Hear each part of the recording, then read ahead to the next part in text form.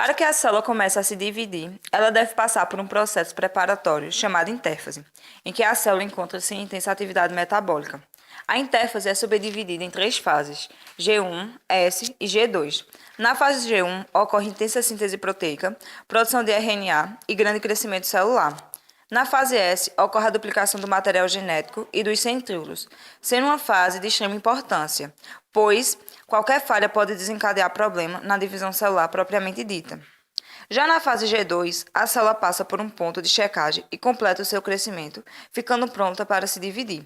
Após a etapa preparatória, a intérfase, a célula começa a se dividir.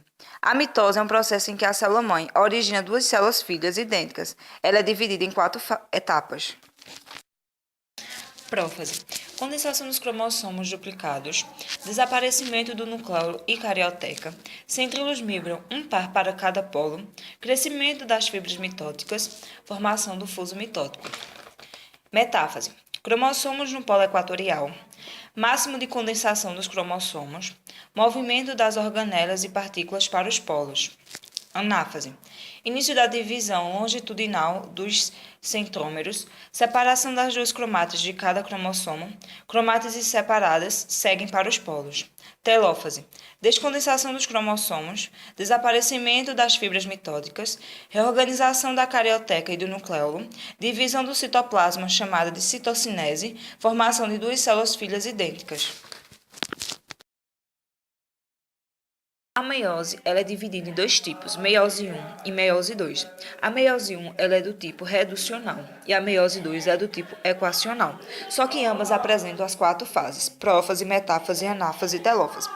A prófase 1 da meiose 1 é a etapa mais marcante e longa da meiose, dividida em 5 subfases. Leptóteno. Inicia-se a espiralização cromossômica. Nessa fase, cada um dos filamentos cromossômicos é constituído por duas cromátides. Zigóteno. Ocorre o pareamento dos cromossomos homólogos. Paquíteno. Nessa fase, as cromátides dos cromossomos trocam pedaços entre si. Tal processo é chamado de crossing over. Diplóteno. Ocorre o início do afastamento dos homólogos, evidenciando-se entre eles algumas regiões que estão em contato. Essas regiões são chamadas de quiasma. Esses quiasmas representam as regiões onde acontece o crossover. Diacenese. Essa é a fase final da prófase 1. Nela ocorre a finalização do afastamento das cromátides.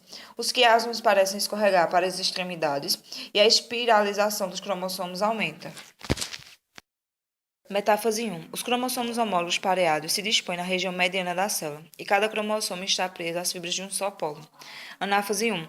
O encurtamento dessas fibras do fuso separa os cromossomos homólogos, que são conduzidos para polos opostos da célula, e não há separação das cromátides irmãs.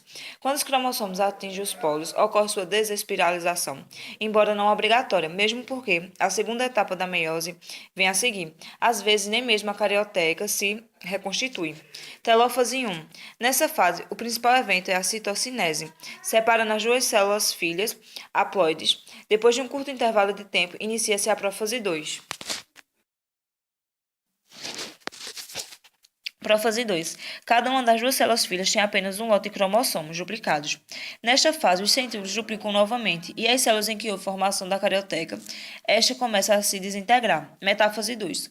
Como na mitose, os cromossomos prendem-se pelo centrômero às fibras do fuso, que partem de ambos os polos. Anáfase 2. Ocorre a duplicação dos centrômeros, só agora as cromátides irmãs separam-se. Telófase 2 e citocinese. Os núcleos são reorganizados e com a citocinese, as quatro células filhas são separadas, isto é, sem cromossomos homólogos e com a metade do número de cromossomos em relação à célula que iniciou a meiose.